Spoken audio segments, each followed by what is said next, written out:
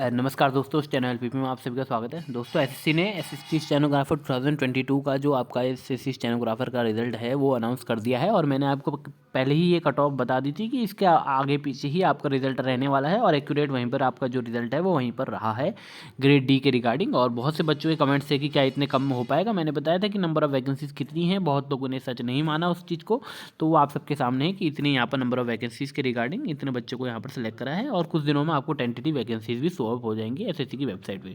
रही बात final cut off की, तो वीडियो के लास्ट में फाइनल कट ऑफ पर भी बात करेंगे। उससे पहले जो भी बच्चे स्किल के लिए प्रिपरेशन कर रहे हैं, ऑल द बेस्ट, अच्छे से स्किल के लिए प्रिपेयर हुई क्योंकि हमारे पास टाइम अब बहुत कम बचा है। ऑलमोस्ट 1 मंथ के रिगार्डिंग हमारे पास टाइम बचा हुआ है।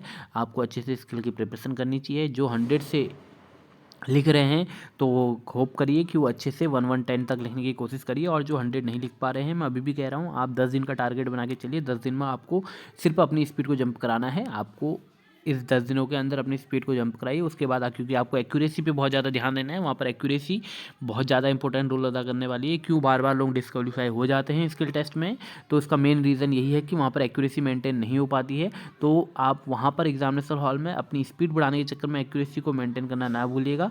स्पीड के साथ एक्यूरेसी को भी बिल्कुल मेंटेन होकर करते हुए चलते रहिएगा।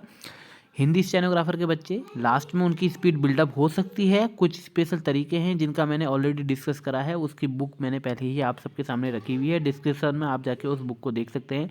आप लोगों को थोड़ा नहीं तो बहुत ज़्यादा फ़ायदा होगा ही होगा उससे, क्योंकि अगर आप लोगों ने इस तरीके से अपने आप को नहीं करा है, इस तरीके से आप शॉर्ट फॉर्म्स में नहीं लिखते हैं, तो आपको वहाँ पर नुकसान हो सकता है, क्योंकि वो स्पीड बिल्डअप का काम शॉर्ट फॉर्म्स से कर सकती हैं।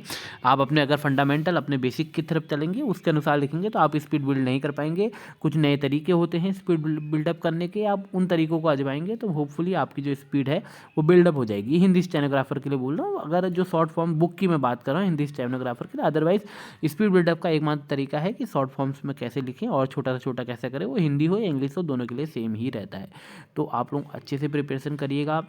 जिन बच्चों की बुक कंप्लीट हुई है वो लोग अभी भी अपनी प्रिपरेशन को अगर अंजाम दे सकते हैं तो नामुमकिन नहीं है, मुमकिन है, मुमकिन को बना सकते हैं। आपके ऊपर है इसे मुमकिन बनाना है या इसे नामुमकिन ही रहने देना है। तो आप लोग अच्छे से प्रिपरेशन करिए, इसको मुमकिन बनाइए कि आप लोग भी एसएससी का जो ये स्किल है इसको क्वालिफाई कर पाएंगे, क्योंकि आपके पास अभी टाइम कम है। आप लोग बुक अभी अभी जस्ट कंप्लीट करिए। स्पीड गेनिंग अलग चीज़ होती है और मैटर लिखना अलग चीज़ होती है। तो आप लोगों को स्पीड के साथ उस मैटर को एक्यूरेसी के साथ टाइपिंग भी करनी है। टाइपिंग की स्पीड को भी अभी ध्यान में रखिएगा। सभी लोग टाइपिंग की स्पीड में भी अभी हमें ध्यान रखना है, टाइम लिमिट के अंदर उसको टाइप करके रखना है। तो इन सारी चीज़ों को हमें ध्यान में रख के अभी इसकी प्रिपरेशन करनी है। टाइम बहुत कम है, 10 डेज़ का है। और अगर आप सब लोग अपनी रिक्वेस्ट देते हैं तो हम भी आपके लिए कोई एक नया बैच लेके आएंगे जिसमें लिमिटेड नंबर ऑफ आपको डिक्टेशन दिए जाएंगे, उनकी कॉपीज आपसे देखी जाएंगी, इंटरनेट चेंज कराया जाएगा, बच्चों से चेक कराई जाएगी, ताकि आपकी एक्यूरेसी पे भी ध्यान हो सके। बट इसके लिए मिनिमम नंबर ऑफ स्टूडेंट्स की ज़रूरत होगी। वो बच्चे अगर कमेंट्स करते हैं, मोस्टली बच्चे, तब जाके हम इस बैच को पुटअप कर सकते हैं। अदरवाइज एक बैच हमारे पास ऑलरेडी चल रहा है, ठीक है।